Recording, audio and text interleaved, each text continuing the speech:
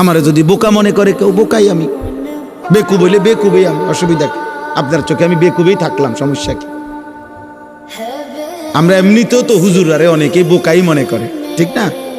আমরা খাই কম, ঘুমাই কম, আমাদের আয় কম, উপার্জন কম, তাহলে আলেম ওলামাকে তো মানুষ কিছুটা বোকা মনে করে, কিন্তু হাসরের ময়দানে না প্রমাণ হবে বোকাকে আর বুদ্ধিমানকে। সেদিনে না দেখা যাবে সুদখোরে বোকা নাকি 40 বছর আল্লাহর ঘরের গোলামি করেছে, আল্লাহকে সেজদা দিয়েছে, 5 ওয়াক্ত নামাজের ইমাম। তো সেদিন প্রমাণ হবে বাদশাকে আর ফকিরকে বলে। ইন্নাল্লাযীনা আজরামু কানু মিনাল্লাযীনা আমানু ইয়াদহাকুন।